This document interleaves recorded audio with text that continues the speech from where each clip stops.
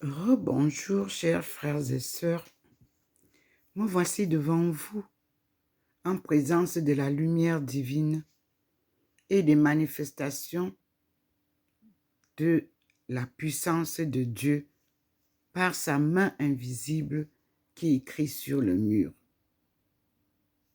Nous sommes aujourd'hui le 28 janvier 2024 et je suis devant la lumière divine pour vous lire la parole que le Christ nous enseigne et vous révéler les vérités de cette parole.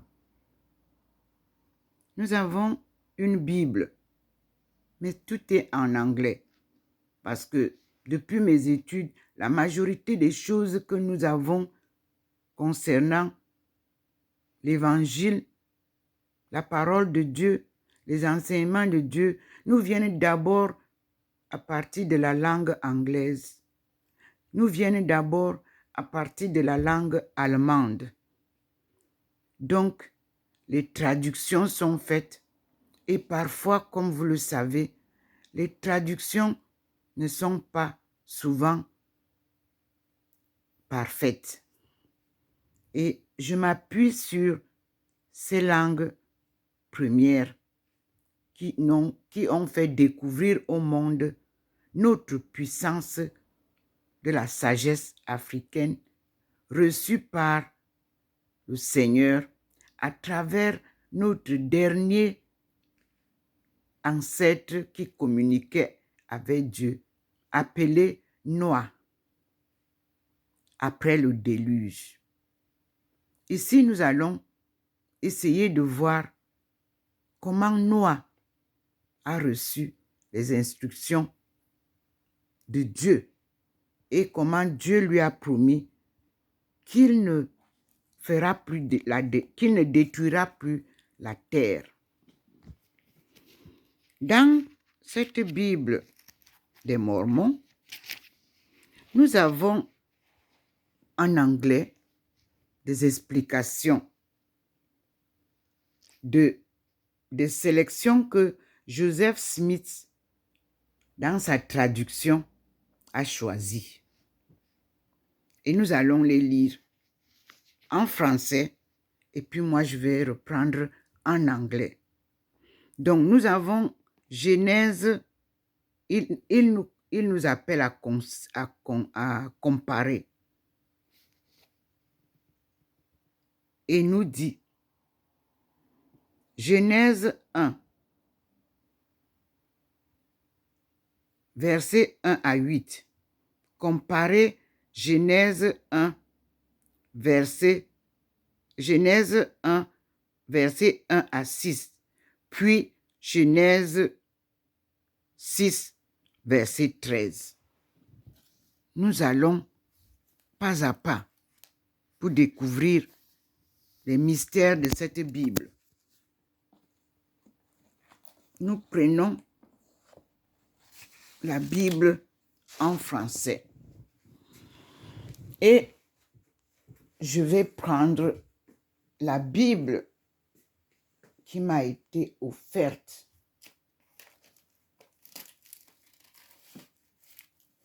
Et nous allons voir ensemble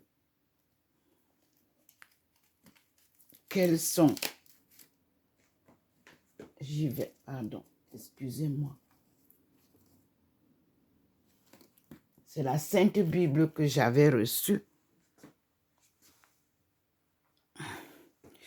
Je pose d'abord le téléphone pour prendre la Bible en français.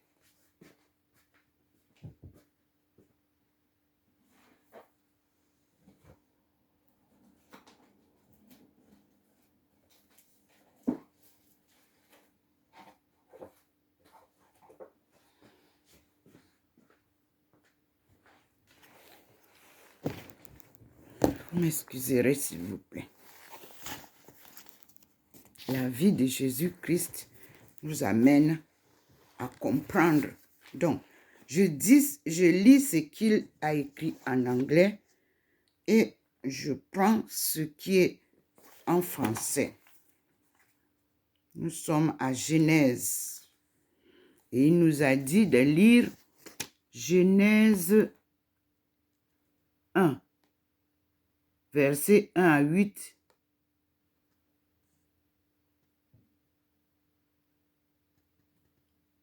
À 8, verset 18. C'est-à-dire du chapitre 1, nous lirons jusqu'à 8. Et du chapitre 8, nous aurons le verset 18, qu'il faut comparer au texte que nous avons dans Genèse 1, verset 1 à Genèse 6, verset 13.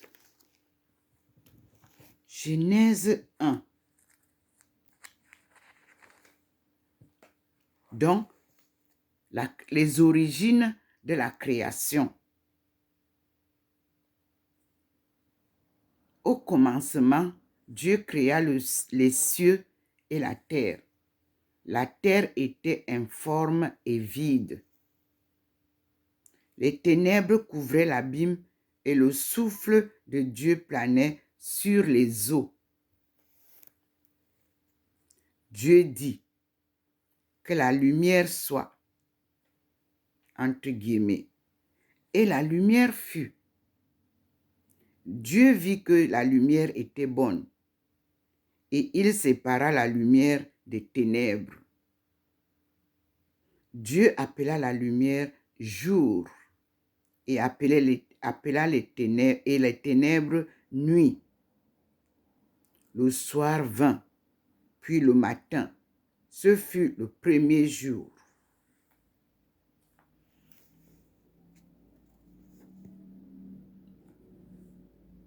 Dieu dit qu'il y ait un firmament entre les eaux et qu'ils se séparent les unes des autres, entre guillemets, qu'il y ait un firmament entre les eaux et qu'ils les séparent les unes des autres. Et il en fut ainsi. Il y a une note qui nous envoie quand il est dit que la lumière soit faite. On dit que la traduction consacrée met toujours statique. L'hébreu suggère 2 points en vue de l'avenir. Voir Jean 1, verset 1. Puis, il y a au verset 6, Dieu dit qu'il y ait un firmament entre les eaux et qu'il les sépare les unes des autres, entre guillemets. Il en fut ainsi. La note nous dit le souffle de Dieu, 2 points, soit le grand vent du chaos, soit l'esprit vivifiant. Nous continuons la lecture.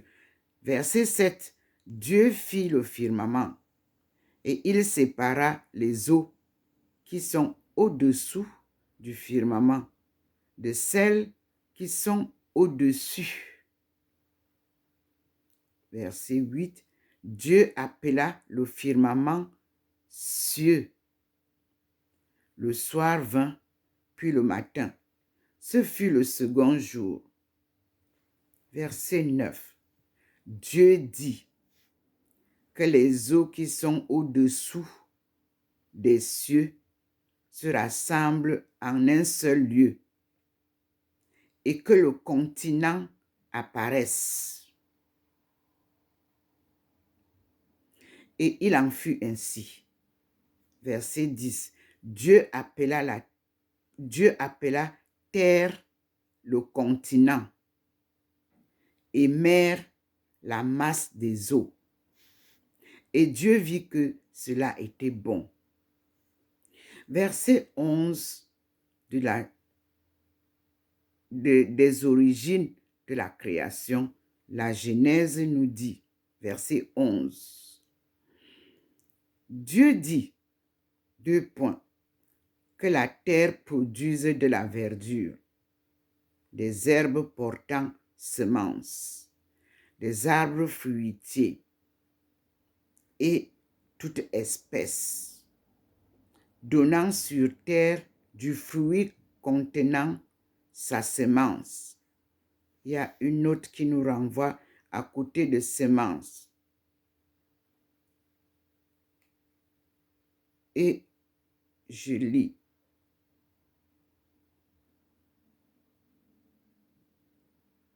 Le monde végétal est reparti en 3 classes. Deux points. La verdure, les céréales et les arbres fruitiers. Nous continuons la lecture. Et il en fut ainsi. Verset 12. La terre produisit de la verdure, de l'herbe portant semences de toute espèce, et des arbres de toute espèce, produisant du fruit contenant sa semence.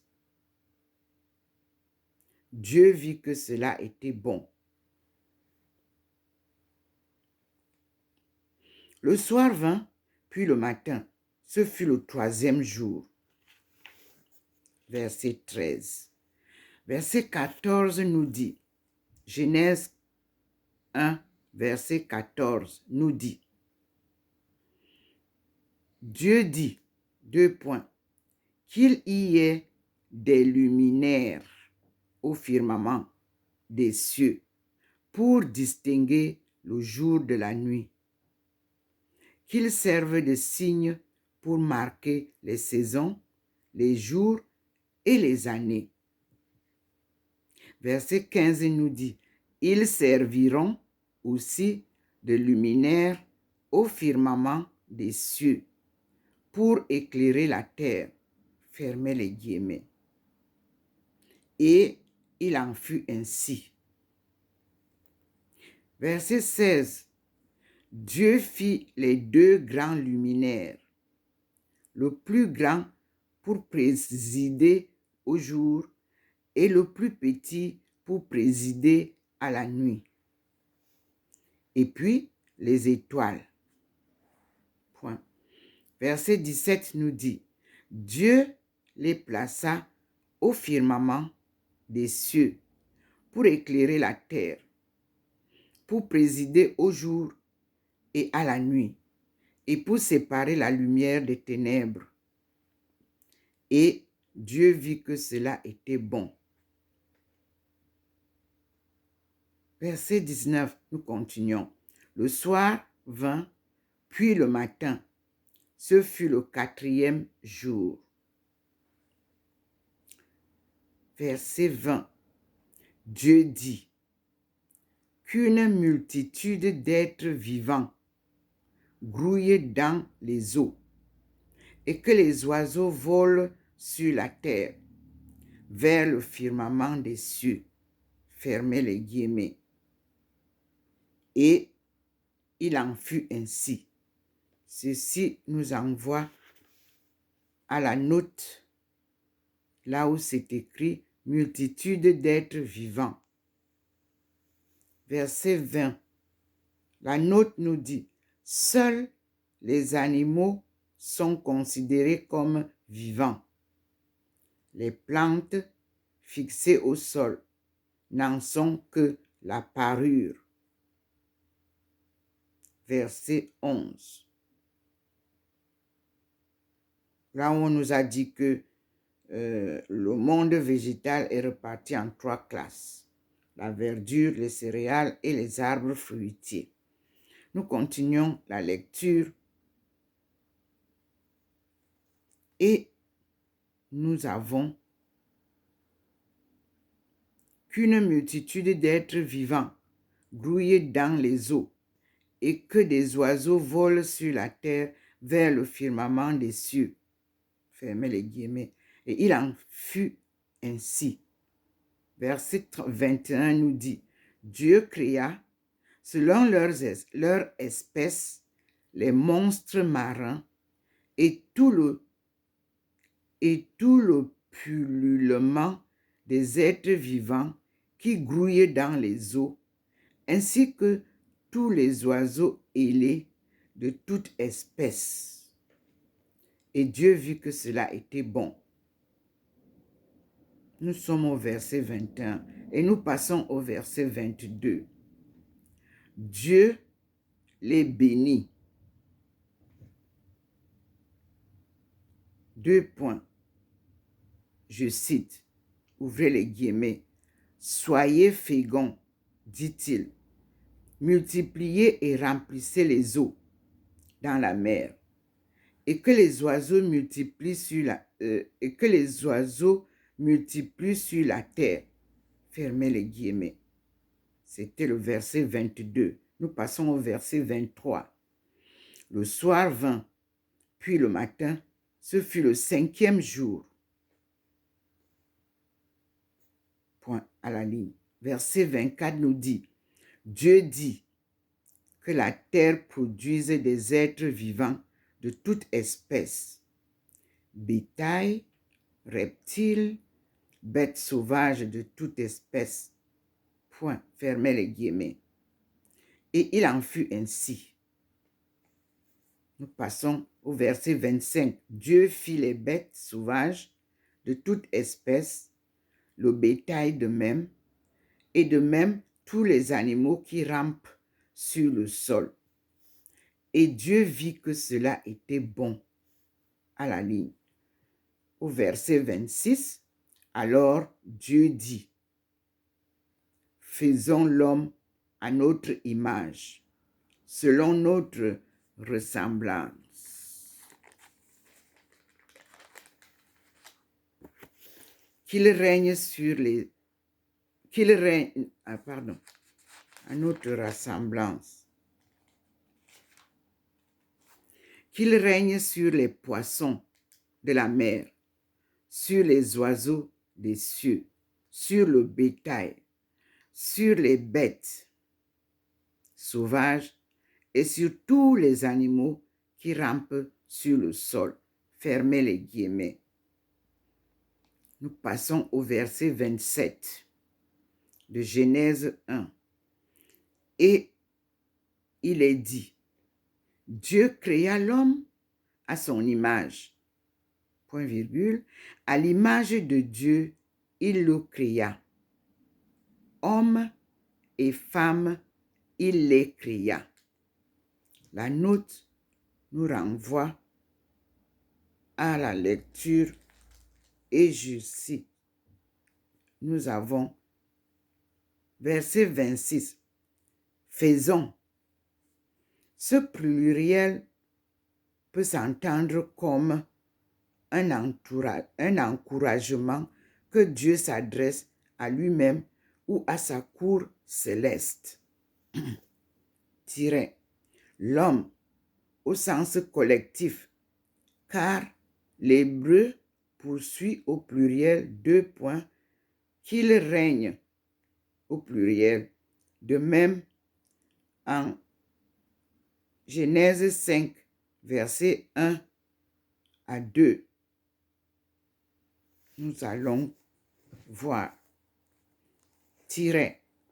À notre image, faisons que l'homme soit dans le monde comme un représentant qui ressemble à Dieu. Certains pères ont compris. 2 points. Sur le modèle du Fils, image du Dieu invisible. Selon Colossiens 1, verset 15. Voir aussi 1 Corinthiens, chapitre 11, verset 16 et chapitre 15, verset 49. Puis nous avons la note qui nous renvoie la note du verset 27 qui nous renvoie aussi à la note, je cite, voir en Genèse 9, versets 2 à 3. Non, excusez-moi. Verset 27 nous renvoie au texte cité dans Matthieu 19, verset 4 et Marc 10, verset 6. Nous allons voir ensemble la suite. Nous étions au verset 27 et nous continuons la lecture. Verset 28 de Genèse 1. Dieu les bénit. Ouvrez les guillemets, je cite. Soyez féconds, dit-il. Multipliez, remplissez la terre et soumettez-la. Régnez sur les poissons de la mer, sur les oiseaux des cieux et sur tous les animaux qui rampent sur le sol. Fermez les guillemets. Nous étions en train de lire le verset 28 et nous passons au verset 29. Genèse 1 nous dit, Dieu dit, ouvrez les guillemets, je cite, je vous donne toute herbe portant semence sur toute la surface de la terre, ainsi que tous les arbres fruitiers portant semence. Ce sera votre nourriture. Nous sommes au verset 29 qui nous renvoie à la note et je vais lire. Note du verset 29 nous dit, voir en Genèse 9, verset 2 à 3, l'altération du régime végétarien de paix paradisiaque. Nous allons voir cela plus tard. Pour le moment, nous continuons la lecture. Nous sommes maintenant au verset Genèse 1, verset 30. À toutes les bêtes de la terre, à tous les oiseaux des cieux et à tout être qui rampe sur le sol, pourvu du souffle de vie, je donne toute herbe verte pour nourriture. Fermez les guillemets. Et il en fut ainsi. Et nous passons au verset de Genèse 1, verset 31. Dieu considéra toute son œuvre et il vit que cela était très bon. Le soir vint, puis le matin. Ce fut le 6e jour. Mais on nous renvoie, Dieu considéra toute son œuvre et il vit que cela était très bon. Il nous renvoie à la note du verset 31 et il est dit, comparez l'enthousiasme des psaumes 8 et 103 devant la création. Nous allons prendre les psaumes 8 et 103 devant la création pour d'abord stopper là. Nous avons fini le chapitre 1 du livre de Genèse, qui est la création. Les origines, la création. Maintenant, allons voir le psaume 8 et 103. Psaume 8 et 103.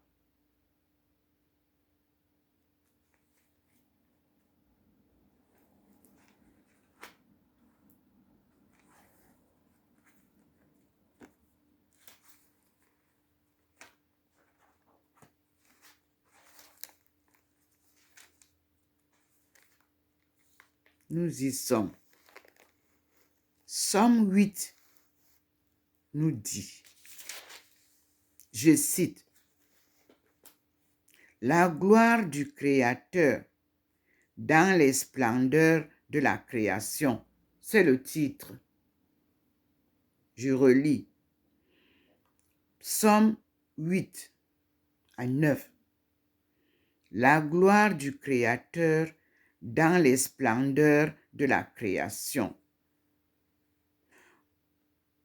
Ô maître chantre sur la gitienne ou la guitienne, somme de David, qui nous renvoie et qui nous explique le mot gitienne ou guitienne doit avoir été soit un instrument, soit un air originaire de Gath, en Philistie. Comparé entre la majesté divine et la petitesse de l'homme, que Dieu a destiné à un état de puissance et de gloire au sommet de la création. Nous allons donc lire le psaume 8. Ô Seigneur, notre Dieu, qu'il est glorieux ton nom. Sur terre, ta grandeur, aux cieux, ta majesté. Dans la bouche des enfants et des nourrissons, tu trouves une louange qui confond tes adversaires et réduit au silence tes ennemis. Quand je contemple le firmament, l'ouvrage de tes doigts, la lune et les étoiles que tu y as fixées, qu'est-ce que donc que l'homme? Qu'est-ce donc que l'homme pour que tu songes à lui? Qu'est-ce que le fils d'Adam pour que tu t'en soucies? Verset 6. Cependant, tu as fait de lui presque l'égal d'un Dieu, en lui couronnant de gloire et d'honneur. Tu lui as donné pouvoir sur les œuvres de tes mains. Sous ses pieds, tu as mis l'univers. 2 points. Troupeaux et bétail, et jusqu'aux bêtes sauvages, oiseaux du ciel et poissons de la mer, tous ceux qui nagent dans l'élément liquide. Ô Seigneur notre Dieu, qu'il est glorieux ton nom par toute la terre. Ici, il y a au verset 2 aussi la note devant ton nom. Et la note nous dit non. Le nom. Il désigne, selon le génie sémitique, la personne elle-même avec ses qualités essentielles. Voir lexique à non. Nous y allons. Que nous dit non dans le lexique à la fin de la Bible sainte?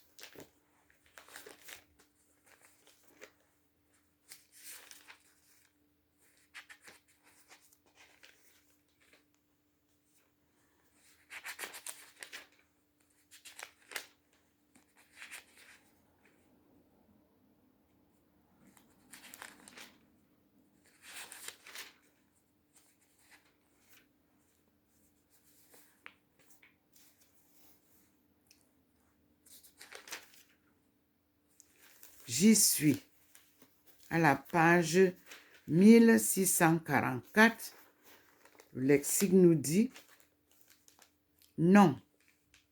Les noms hébreux dérivent en général d'une racine verbale. Cette particularité de la langue biblique manifeste le caractère vivant et concret du nom et de la parole. Voir ce mot dans la Bible. La parole. Donner un nom, c'est créer. Vous lirez cela dans Genèse 2, verset 20. c'est-à-dire Genèse chapitre 2, verset 20 et Confères chapitre 1. Vous verrez cela dans Isaïe 40, 2 points, verset 26, point virgule. Rayer un nom, c'est faire disparaître, nous dit 1 Samuel, chapitre 24, verset 22, et nous disent, et 2 Rois, chapitre 14, verset 27, Job 10, chapitre 18, verset 17, Psaume 82, verset 5, Isaïe, chapitre 14, verset 22. Sophia nous dit, chapitre 1, verset 4. Le nom, fermez la parenthèse, point. Le nom est donc la réalité même d'un être. Entre parenthèses, 1 Samuel, chapitre 25, verset 25. Fermez la parenthèse. Connaître le nom équivaut à connaître la réalité, voire connaissance. Fermez la parenthèse. Et donc, avoir un certain pouvoir sur elle. Vous verrez cela dans Genèse 32, versets 25 à 30. Exode chapitre 33, verset 12. Juge chapitre 13, verset 6. 1 Chronique chapitre 4, verset 41. Psaume 9, verset 11. Et vous verrez aussi le psaume 90, verset 14. Puis Ésaïe 52, verset 6. Enfin, Jérémie chapitre 48, verset 17. Point. En changeant un nom, on change la réalité même de l'être qui le portait. Vous verrez cela dans Genèse chapitre 17, verset 5. Vous verrez cela aussi dans Genèse 35, verset 10. Dans Juge chapitre 1, verset 17. Vous verrez cela dans 2 Rois chapitre 24, verset 17. Point. Fermez la parenthèse. Pour l'homme, le nom, c'est la personne. Cela vaut éminemment pour le Dieu vivant qui révèle son nom dans Exode 3, entre parenthèses, duquel tous les autres noms tiennent leur réalité. Vous verrez cela dans Isaïe 56, verset 5. Point. Aussi, ce nom serait-il saint, redoutable, grand, glorieux. Il sera le nom par excellence. Vous verrez cela dans Lévitique, chapitre 24, verset 11, et 2 Samuel, chapitre 6, verset 2, puis Psaume 8, chapitre 2. Fermez la parenthèse. Le nom révélé rassemble le peuple. Vous verrez cela dans 2 Chroniques, chapitre 7, verset 14. Vous verrez aussi dans Daniel 9, verset 19. Fermez la parenthèse. Et réside en son milieu. Entre parenthèses, 1 Roi, chapitre 8, verset 16. Jérémie, chapitre 7, verset 11 à 14. Fermez la parenthèse. Parler ou agir au nom de quelqu'un suppose la participation à la parole et à l'action même de cette personne. Vous verrez cela dans Exode chapitre 5 verset 23, dans Deutéronome chapitre 18 verset 22, dans Jérémie chapitre 11 verset 21. Fermez la parenthèse. Et condense toute la présence efficace de cette personne. Entre parenthèses, bénédiction, malédiction, serment, ont un pouvoir quasi magique. Point virgule. Voir action de grâce. Fermez la parenthèse. Donc, on a commencé la parenthèse à partir des bénédictions, malédictions, serments ont un pouvoir quasi magique. Point virgule. Voir action de grâce. Fermez la parenthèse. Point. Aussi, le renouvellement de toutes choses qui fait l'objet d'une espérance en Israël après l'échec apparent de l'alliance du Sinaï sera-t-il conçu comme le don par Dieu d'un nom nouveau à toute réalité. Entre parenthèses, Isaïe chapitre 1 verset 26, chapitre 7 verset 14, chapitre 9 verset 5, chapitre 60 verset 14 et Isaïe chapitre 48 verset 35, Osée chapitre 1 verset 4, chapitre 6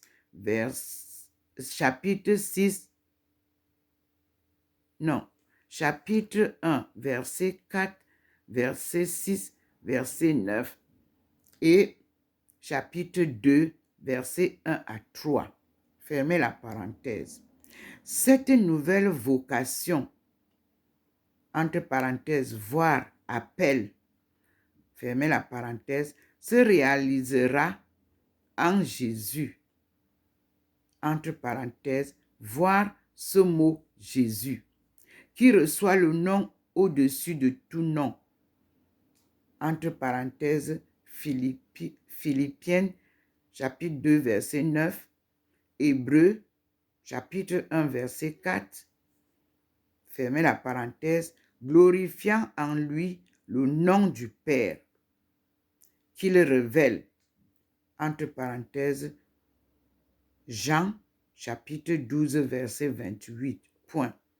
Désormais, ceux qui croiront et seront baptisés en son nom, entre parenthèses, Jean, chapitre 1, verset 12,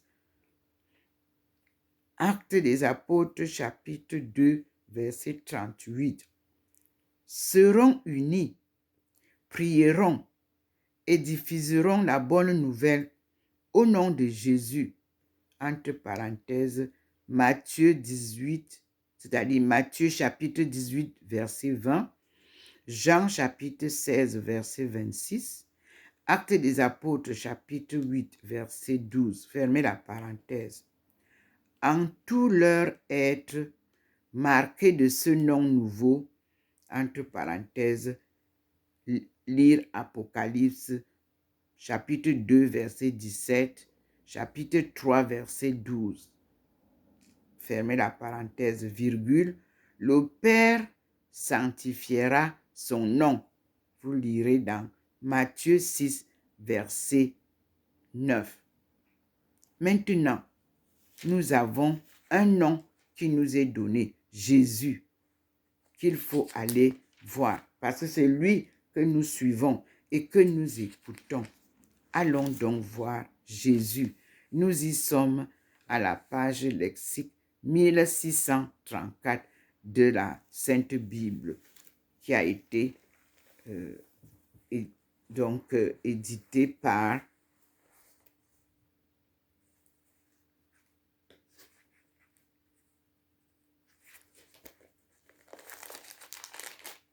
c'est la version établie par les moines de Maretsu. nouvelle édition, revue et corrigée par les moines de Maretsu, avec la collaboration des moines d'Hautecombe. C'est Brépost, Paris, Tourneau, qui fait la publication. Et cela a été fait à Namur, imprimé à Namur le 26 décembre 1968 et publié par les usines Prepols S.A. Turnhout de Belgique en 1970. Nous continuons. Cela a été donc pris en compte par Gabriel Marie, cardinal Garonne, préfet de la Congrégation pour l'éducation catholique à Rome le 16 octobre 1968.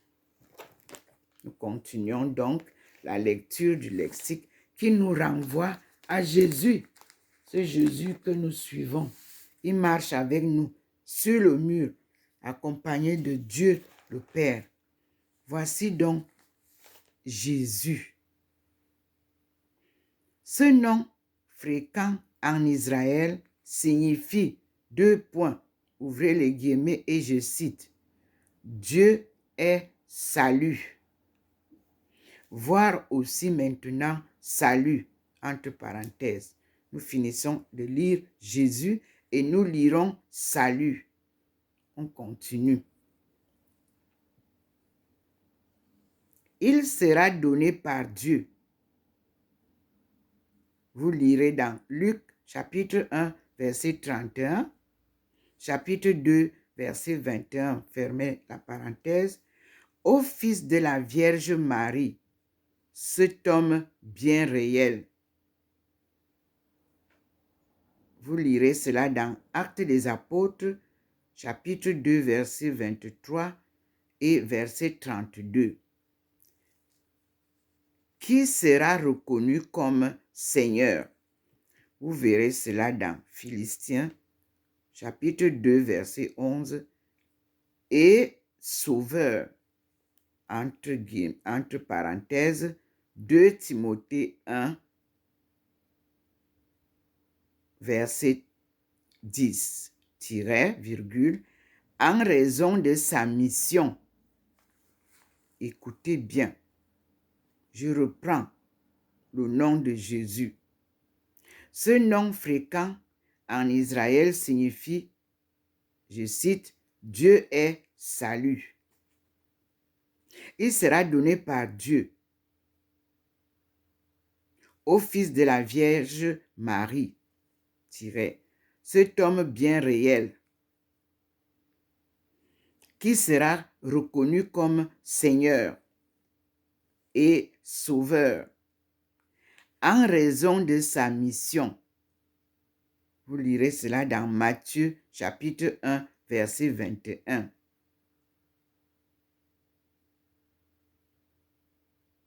Vous lirez cela dans 2 Timothée 1, verset 10. En raison de sa mission. Nous continuons.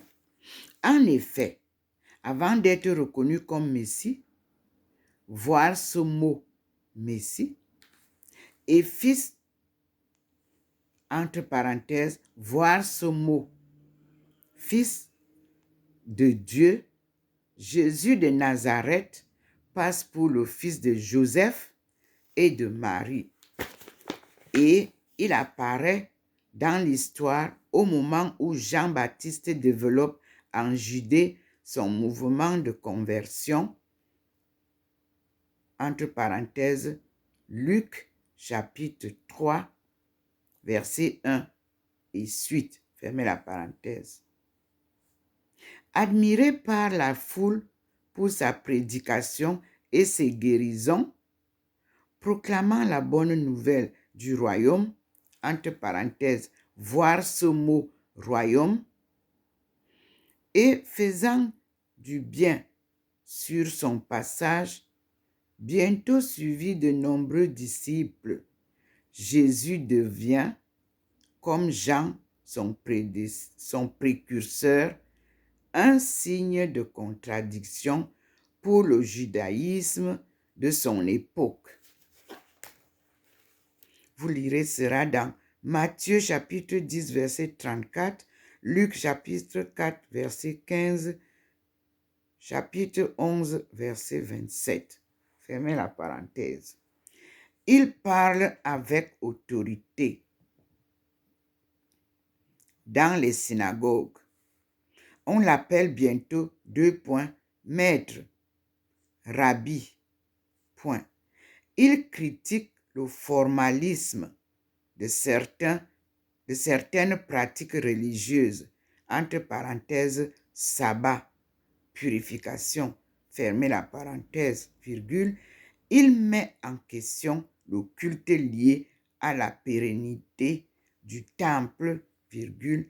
Il lève les barrières sociales, entre parenthèses, publicains et pécheresses l'approche, fermez la parenthèse, point. Bientôt, il se laissera appeler Messie et fils de David par une foule enthousiaste. Ce messianisme restera très ambigu et Jésus lui-même le savait. Vous verrez cela dans, entre parenthèses, Jean chapitre 6, verset 15, verset 26, verset 42 et verset 60. Aussi, ne dévoile-t-il sa véritable identité qu'au petit nombre de ceux qu'il avait choisis pour leur foi. Entre parenthèses, vous lirez cela dans Matthieu 16, verset 16, Jean chapitre 6, verset 67 à 70. Fermez la parenthèse, point à la ligne. Il sera condamné comme blasphémateur par ceux qui le livreront à l'autorité romaine pour être crucifié.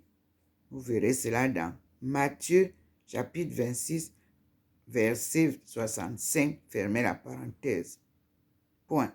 Sous le procurateur romain Ponce Pilate, entre parenthèses, Matthieu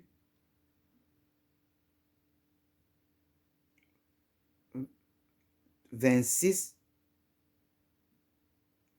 à 36. Donc, je crois que ce sont les versets de la suite de Matthieu 26 à 36. OK. Sous le procurateur romain Ponce Pilate. C'est donc du chapitre 26 au chapitre 36, après Jésus-Christ. Il sera mis à mort sous l'inculpation de s'être fait passer pour, entre guillemets, roi des Juifs. Fermez les guillemets. À la ligne. Tous les témoins directs sur Jésus et sur son œuvre, entre parenthèses, le Nouveau Testament. C'est-à-dire, tous les témoignages directs sur Jésus et sur son œuvre, vous le lirez dans le Nouveau Testament. Nous allons voir. Porte d'abord sur sa résurrection. Donc, tous les témoignages directs sur Jésus et sur son œuvre, entre parenthèses, le Nouveau Testament, portent d'abord sur sa résurrection et le caractère divin de sa personne. Annoncé par les prophètes et toutes les Écritures.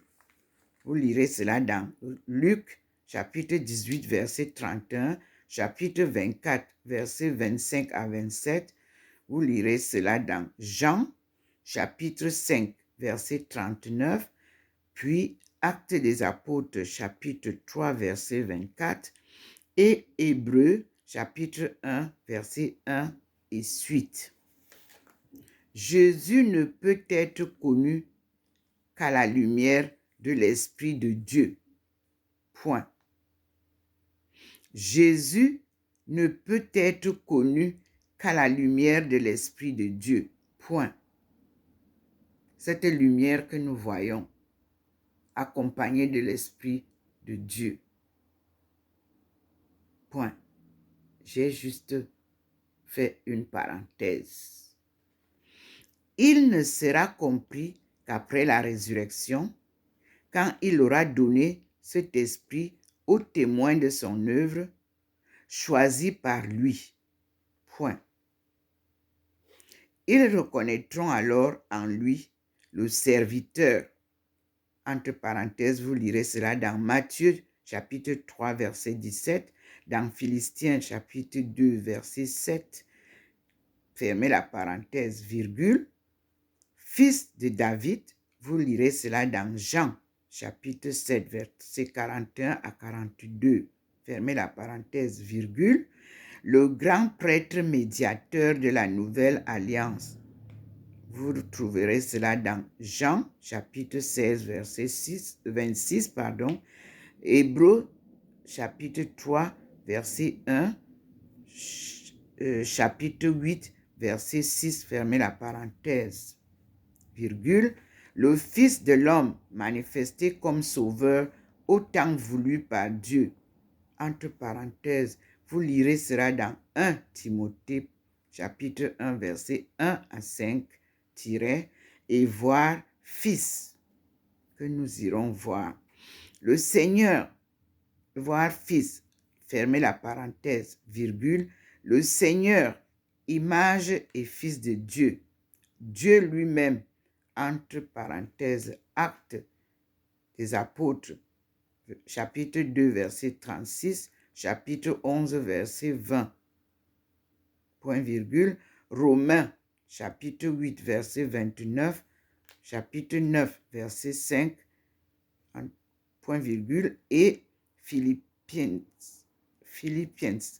chapitre 2, verset 11, et Hébreux, chapitre 1, verset 3, fermez la parenthèse. Venu d'auprès de Dieu dans l'humilité de la chair. Vous lirez cela dans le livre de Jean, chapitre 1, verset 7. Chapitre 1 et chapitre 7, verset 15 à 16, puis verset 27, puis chapitre 8,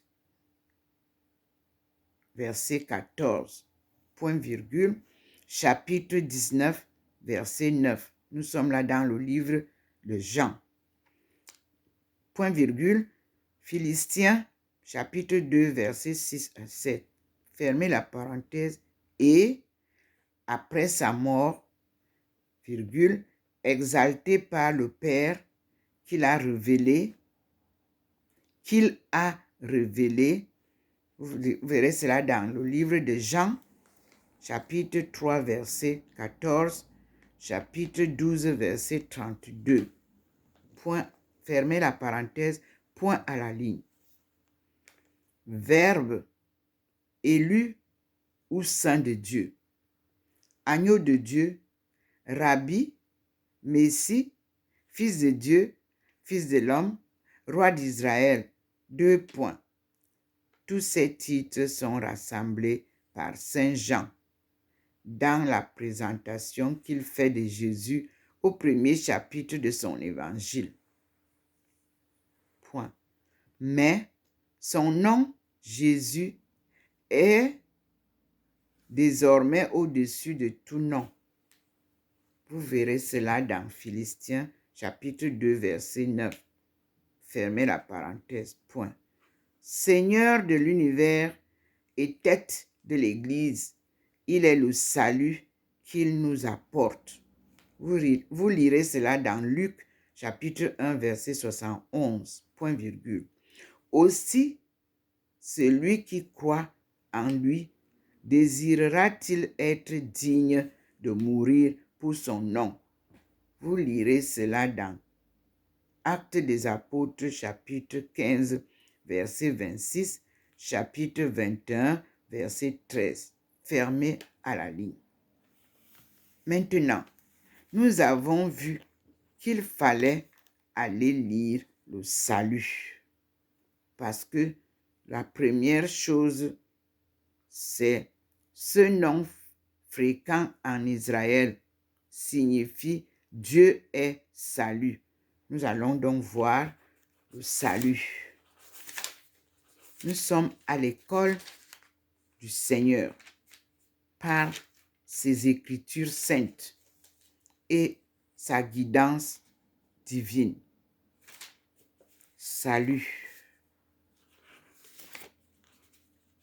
Dans le lexique, nous lisons, nous y sommes. Et je cite.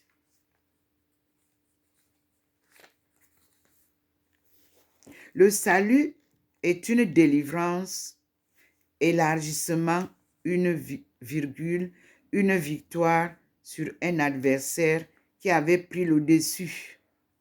Vous lirez cela dans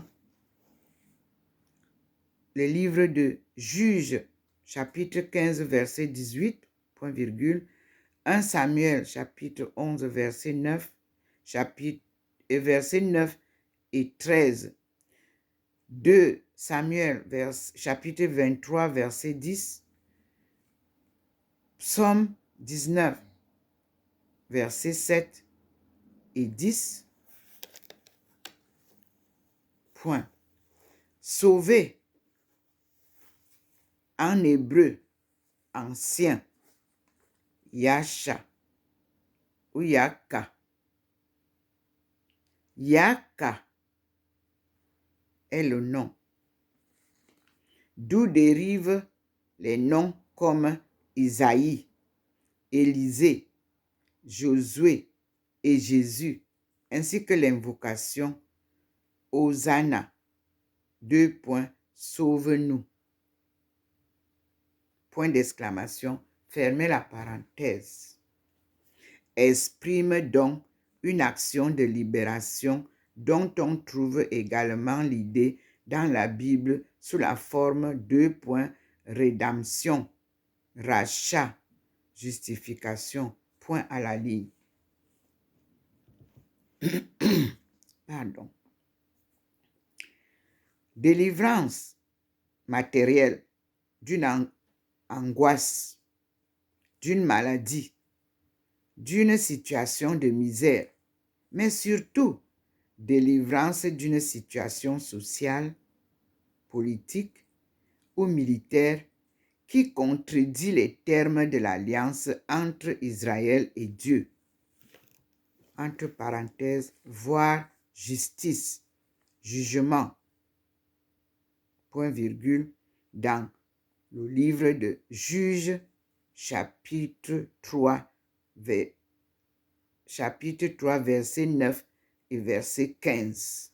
Fermez la parenthèse. Le salut vient finalement de Dieu seul. Vous lirez dans Psaume 32, versets 16 à 17. Isaïe 31, verset 1. Ésaïe 45, verset 21. Osée, chapitre 5, verset 13. Fermez la parenthèse, point à la ligne.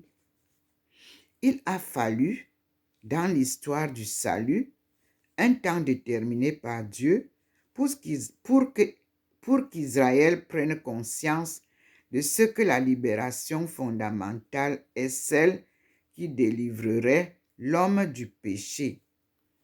Vous verrez cela dans, entre parenthèses, Psaume 50, verset 14. Fermez la parenthèse. Les prophètes attendent un salut qui assurerait la prospérité définitive d'Israël régnant pour Dieu sur toute la créature pacifiée et unifiée. Entre parenthèses, vous lirez cela dans Ésaïe 11, versets 1 à 10, Jérémie 31, versets 31 à 34, Ézéchiel 37, versets 21 à 28, point virgule, voir Messie, fermez la parenthèse. Les auteurs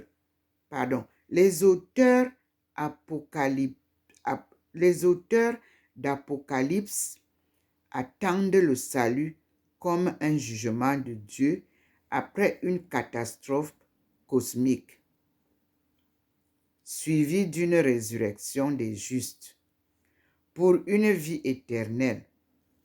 Vous verrez cela dans Isaïe 60, chapitre 65, verset 17, Daniel chapitre 7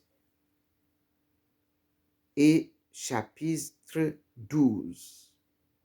Mais le plan de salut selon Dieu part du fait de l'aliénation de l'homme dans le péché. Vous verrez cela dans Genèse 3, fermez la parenthèse. Loin de la vraie liberté au sein d'un monde toujours plus hostile et divisé, où règne le mensonge et Satan, entre parenthèses, voir ces mots. Je reprends les mots. Loin de la vérité,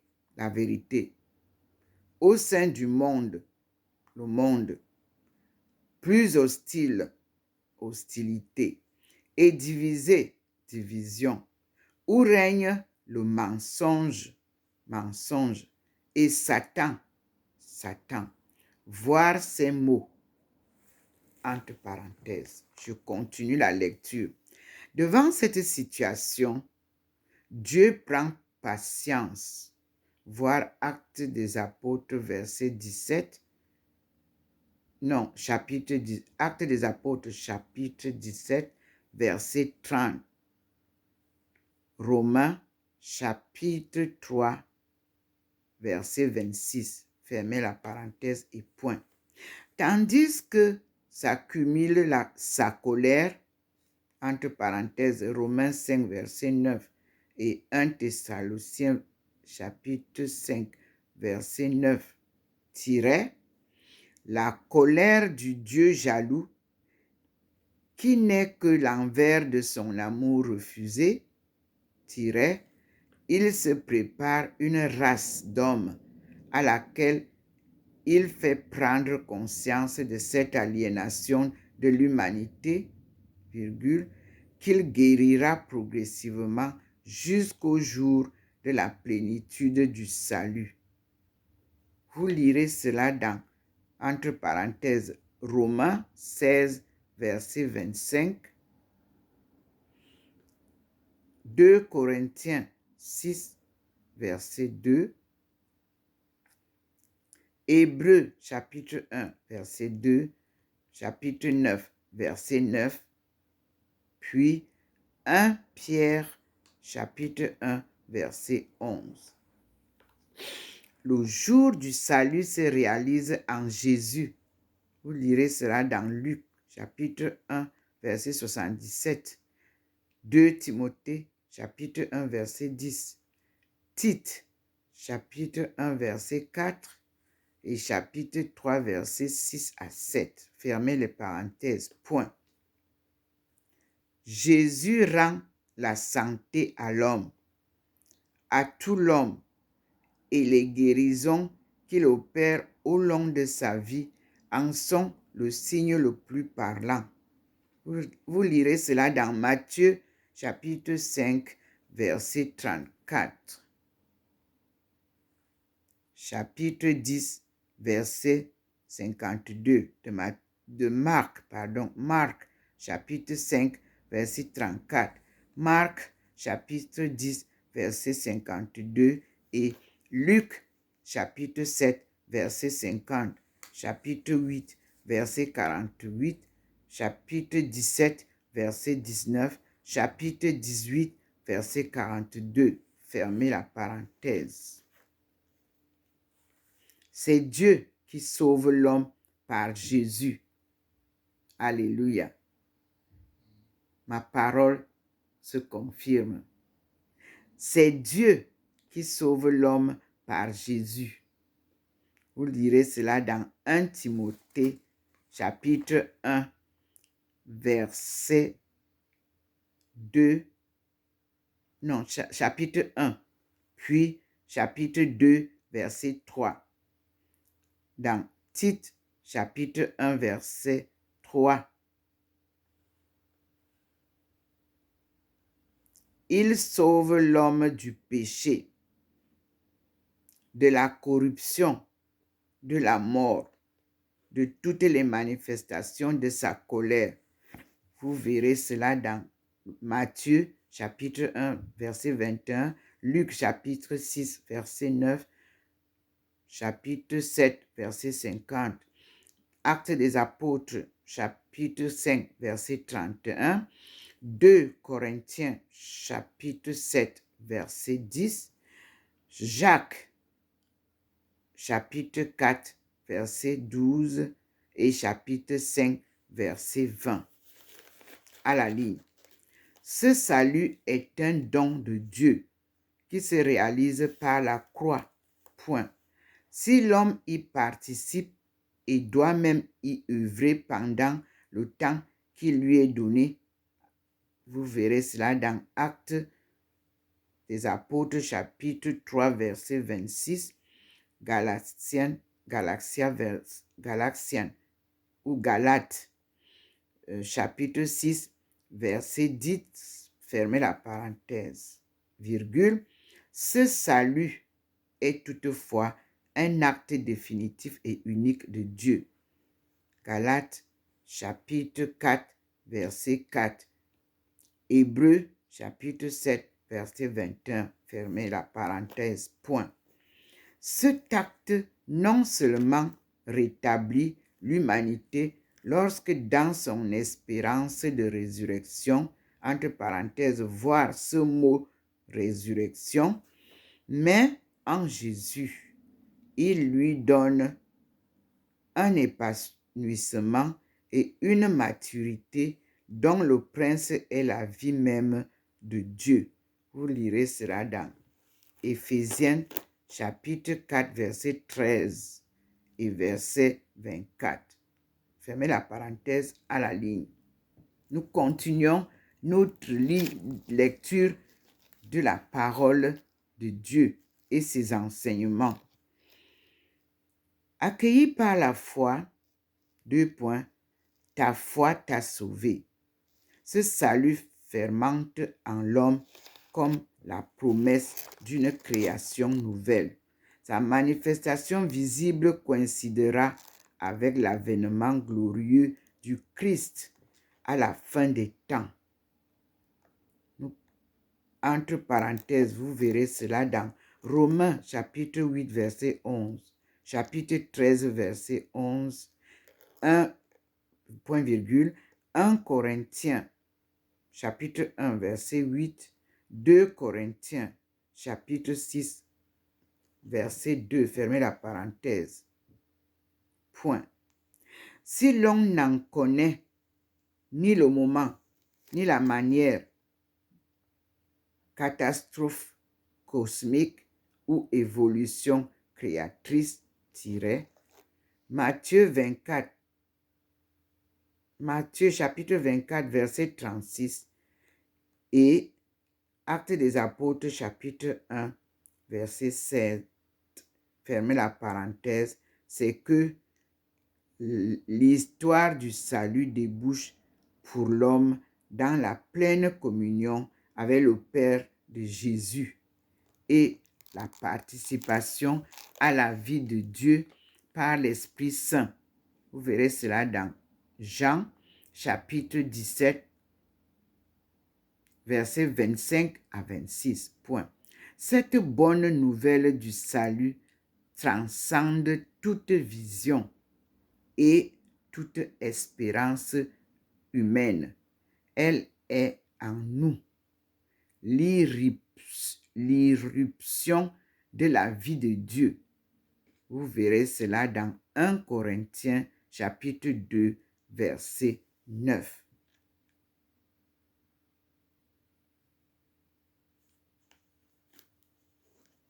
Merci Seigneur.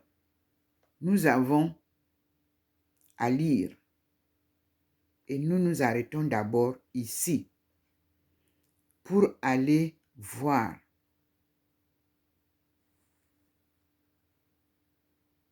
le salut vient finalement de Dieu seul. Nous allons lire le psaume 32, versets 16 à 17. Et nous revenons, on y va pour clôturer. Psaume 32, versets 16 à 17. Je lis. Psaume 32.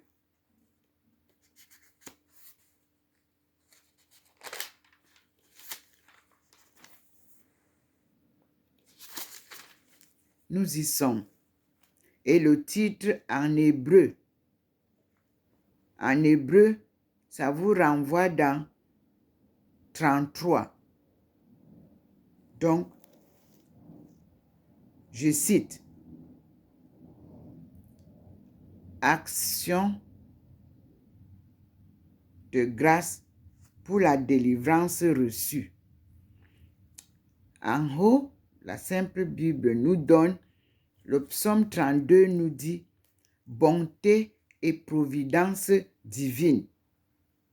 Nous allons donc lire. Juste, réjouissez-vous dans le Seigneur. Est-ce qu'on nous a limité? Qu'est-ce qu'on a dit? On a dit le salut.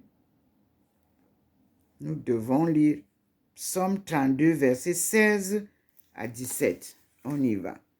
Verset 16 à 17 nous dit, ce n'est pas dans le nombre des soldats qu'un roi trouve la victoire. Ce n'est point à sa grande vigueur que le guerrier doit son salut. Illusion d'un cheval en vue de la victoire.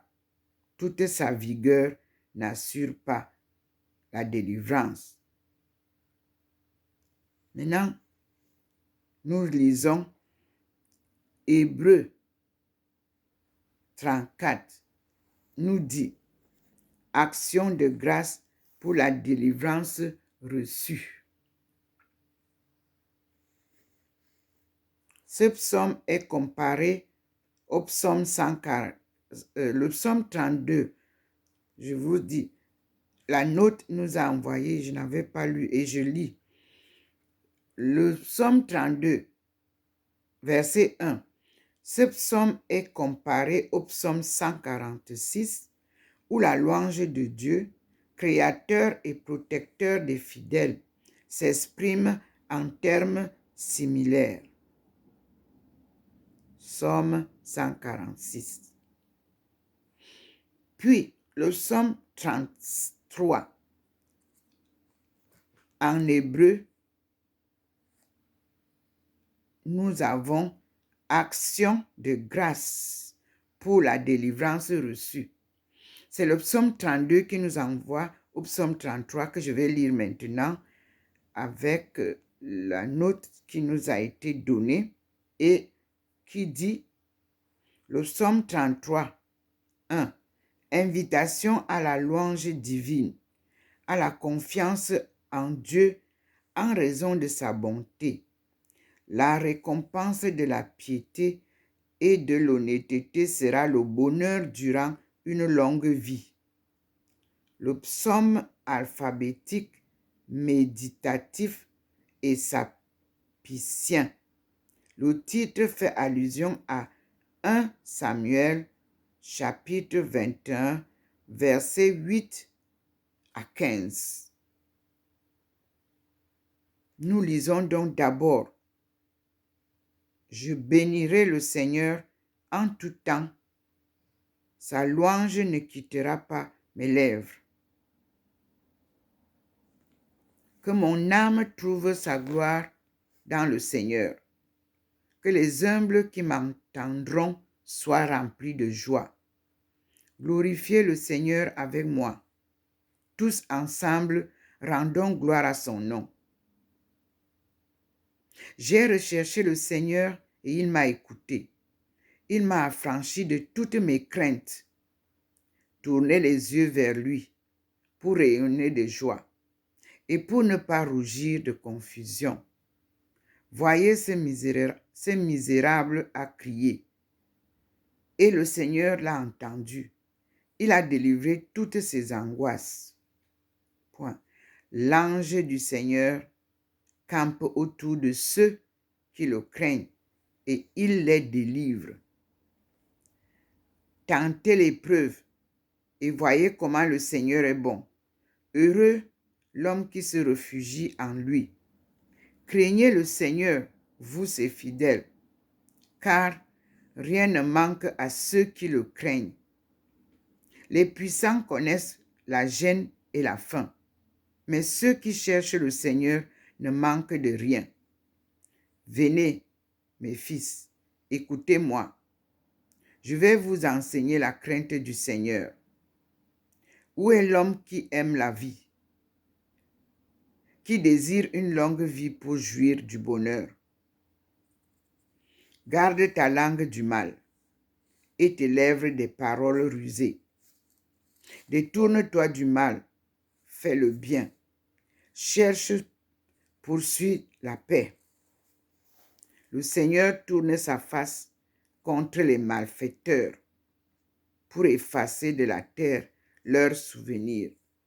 Mais les yeux du Seigneur sont tournés vers les justes. Ses oreilles sont attentives à leurs appels. Les justes crient le Seigneur. Les justes crient, le Seigneur les exauce. Il les délivre de toute leur angoisse. Point. Le Seigneur est proche des cœurs brisés et il sauve ceux qui ont l'âme contrite. Les épreuves du juste sont nombreuses, mais le Seigneur l'en délivre toujours. Il protège chacun de nos os. Aucun ne sera brisé. Le mal est mortel pour le méchant. Ceux qui haïssent le juste seront punis. Le Seigneur délivre l'âme de ses serviteurs. Ceux qui s'abritent en lui ne seront pas châtiés. Merci Seigneur. Merci mon Dieu. Ici, nous nous arrêtons d'abord. Il dit non, il faut lire Isaïe 31, verset 1. J'y vais.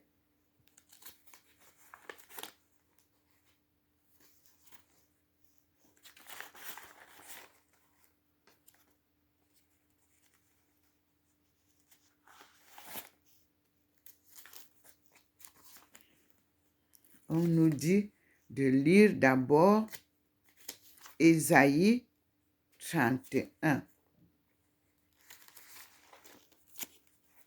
Et j'y vais.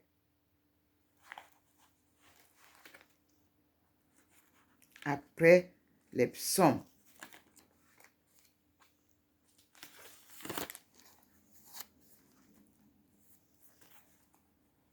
Et nous sommes chez Ésaïe. Voilà. Et nous sommes à Ésaïe 1.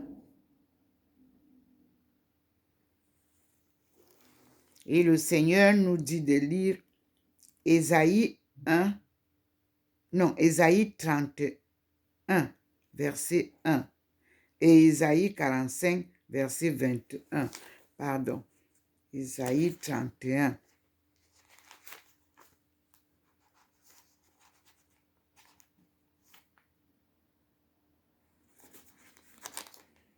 Nous y sommes.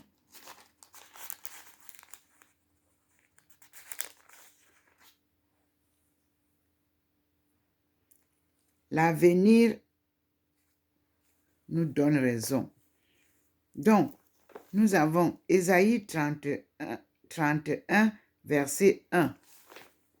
Et le titre, c'est « Faiblesse de l'Égypte ».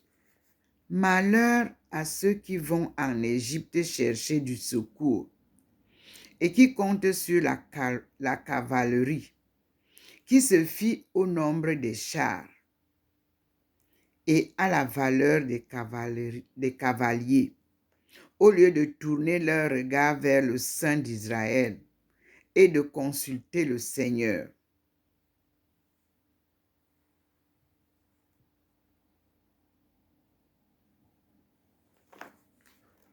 Et nous lirons aussi Ésaïe 45, verset 21.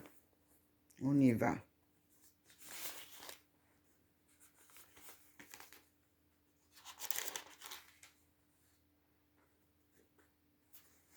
Nous avons dit 45, verset 21.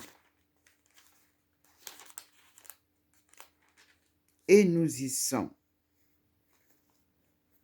Ésaïe 45, verset 21.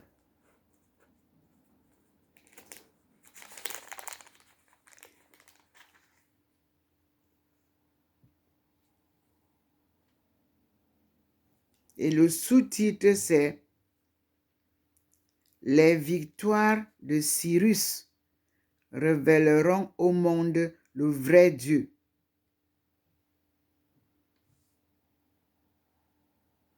Et je cite, comme il nous est conseillé. 45, verset 21 nous dit, « Faites valoir vos arguments, consultez-vous les uns les autres qui avaient prédit ce qui se passe, qu'il avait annoncé depuis longtemps. N'est-ce pas moi le Seigneur et nul autre? Pas un Dieu hormis moi. De Dieu juste et sauveur, il n'y en a pas d'autre que moi. »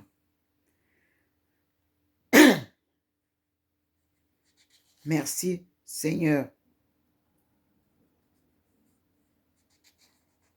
Nous avons vu la victoire de Cyrus.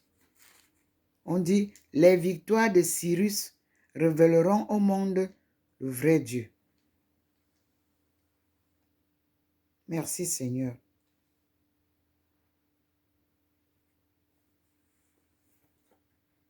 Vraiment, Dieu se cache chez toi.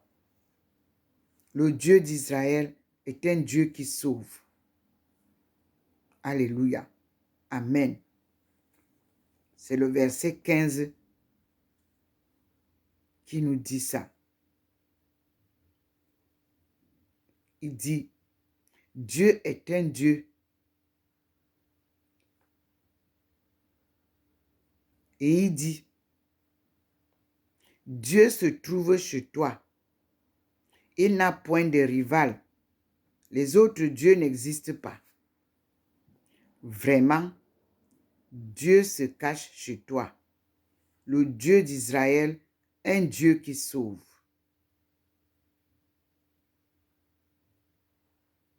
Là, ce sont les versets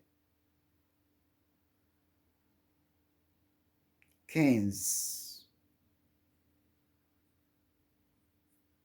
et la fin du verset 14 qui commence ce paragraphe.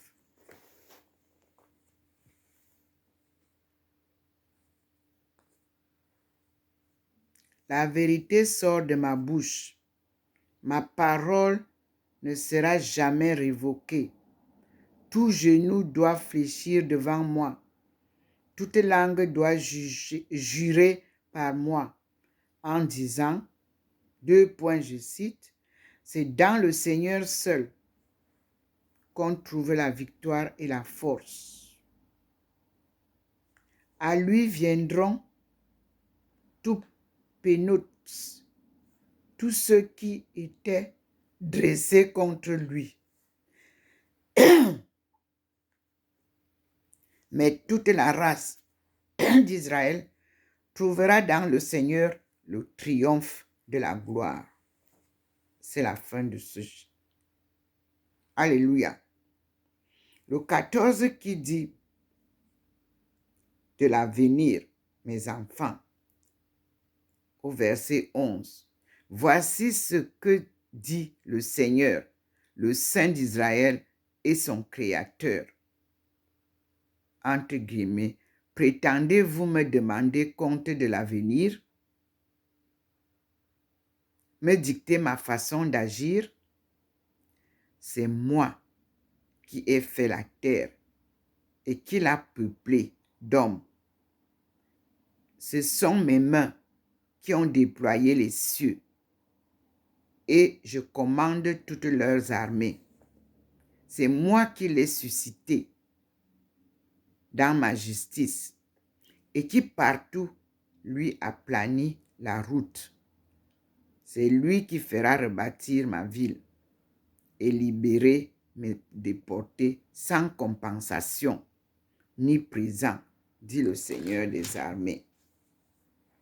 Là, Cyrus est oint par Dieu pour abattre Babylone.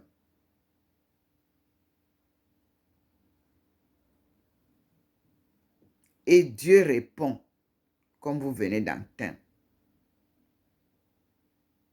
Voici ce que dit le Seigneur.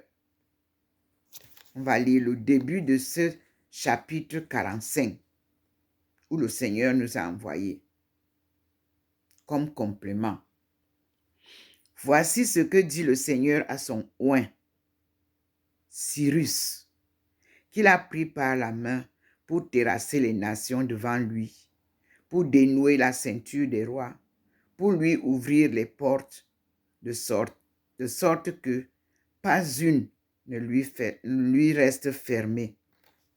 Je marcherai moi-même devant toi, aplanissant les montagnes, fracassant les battants de bronze, arrachant les verrous de fer. Je te donnerai les trésors enfuis et les richesses cachées pour t'apprendre que c'est moi le Seigneur, celui qui t'appelle par ton nom, le Dieu d'Israël. C'est pour l'amour de mon serviteur Jacob et d'Israël que j'ai choisi, que je t'ai appelé par ton nom, avec titre d'honneur. Bien que tu ne me connusses pas, je suis le Seigneur sans rival. Il n'y a point d'autre Dieu que moi. J'étais saint alors que tu ne me connaissais pas, afin que l'on sache, du levant au couchant, qu'il n'y a rien hors moi. Je suis le Seigneur, sans rival. Je forme la lumière et je crée les ténèbres. Je procure le bonheur et je crée le malheur.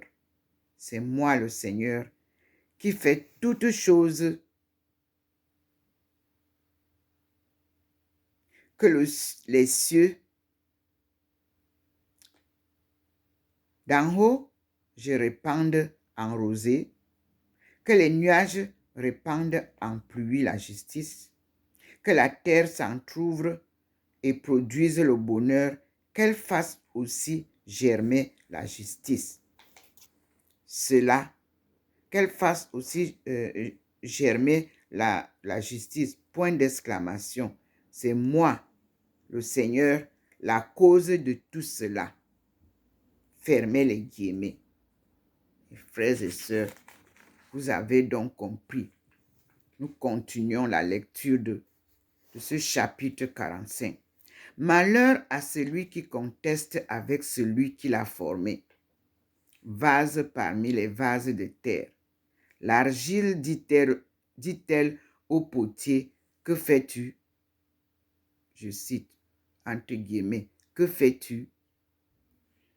L'œuvre dit-elle à l'ouvrier, deux points, ouvrez les guillemets, tu es malhabile, fermez les guillemets. Malheur à qui ose dire à son père, deux points, ouvrez les guillemets, pourquoi m'avoir engendré?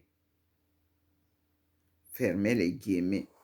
Et à sa mère, deux points, entre guillemets, pourquoi m'avoir enfanté? Fermez les guillemets.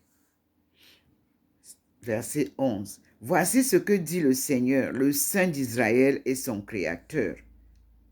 Ouvrez les guillemets, je cite. Prétendez-vous me demander compte de l'avenir, me dicter ma façon d'agir? C'est moi qui ai fait la terre et qui l'ai peuplée d'hommes. Ce sont mes mains qui ont déployé les cieux et je commande toute leur armée. 13, verset 13. C'est moi qui l'ai suscité dans ma justice et qui partout lui a plané la route. C'est lui qui fera bâtir ma ville et libérer mes déportés sans compensation. Ni présent, dit le Seigneur des armées. Ici, sans compensation, nous donne dans le verset 13. Je cite. Qui l'a suscité? Cyrus. Voir chapitre 41, verset 2 d'Isaïe. J'y vais d'abord pour noter ça. Chapitre 41, verset, on y est. Chapitre 41 de Isaïe. Qui l'a suscité? Voir chapitre 41, verset 2 et la note. Sans compensation, sans qu'Israël ait à payer de rançon. Mais Dieu promet à Cyrus l'Égypte en contrepartie selon le chapitre 43, versets 3 à 4. Mais voyons d'abord chapitre 42, verset 1. Nous dit, le serviteur, ceci m'a été annoncé en 1995, rappelé en l'an 2000, rappelé en l'an 2005. Et voici ce que dit ce passage qui m'a été fait lire en 2007 aussi. Je cite. Voici mon serviteur que je soutiens, mon élu auquel je donne toute mon affection. Je fais reposer sur lui mon esprit pour qu'il apporte aux nations la vraie religion. Verset 2 dit, il ne crie pas, jamais il ne lève le ton, il ne clame pas dans les rues, il ne brise pas le roseau froissé, il n'étouffe pas la mèche qui fume encore. Il annonce en toute vérité la vraie religion. Il ne se découragera ni ne se relâchera qu'il n'ait établi la vraie religion sur terre et que les îles ne désirent ses instructions. Voilà ce que dit le Seigneur Dieu, qui a créé les cieux et les a déployés, qui a établi la terre et toute sa végétation, qui donne la respiration à ses habitants et le souffle vital à ceux qui marchent sur le sol.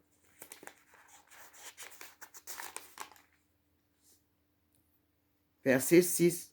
Moi, le Seigneur, je t'ai vraiment appelé.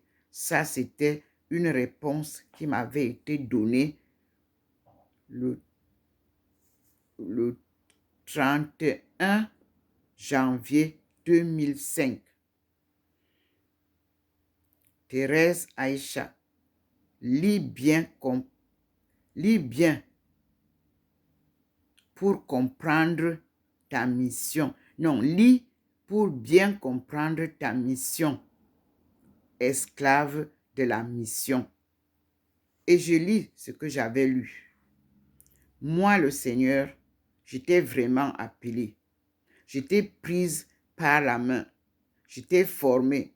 J'étais désignée pour être l'alliance du peuple et la lumière des nations, pour ouvrir les yeux des aveugles, pour tirer du chaos les prisonniers et de la prison ceux qui vivent dans les ténèbres. Je suis le Seigneur, tel est mon nom. Je ne céderai ma gloire à nul autre, ni mon honneur à des idoles. Les premiers événements annoncés se sont réalisés. J'en prédis de nouveaux. Avant qu'ils ne paraissent, je vous les fais connaître. J'ai reçu ça en Chine. J'ai reçu ça en 2009. J'ai reçu ça à l'an 2000. C'était aussi arrivé le 6 juin 2003. Et il avait dit, Aïcha, sois attentive. Ta mission s'accomplira. C'était le 6 juin 2003. Merci Seigneur. Merci mon Dieu. Je m'arrête là. Dieu va restaurer son peuple. Merci Seigneur pour ces leçons. Et nous continuons à être à l'écoute du Seigneur. À tout à l'heure, mes frères et sœurs. Je crois que l'autre téléphone va pouvoir reprendre. Nous sommes aujourd'hui le 28 janvier 2024 en compagnie du Seigneur, Dieu le Père, Dieu le Fils et Dieu le Saint-Esprit. Je poursuis ma course tenant à la terminer selon le plan divin. Je suis docteur Ndomo Melingi Thérèse, servante du Seigneur et son peuple choisi, qu'il vient sortir du chaos, une délivrance assurée, et nous redonne notre souveraineté d'antan.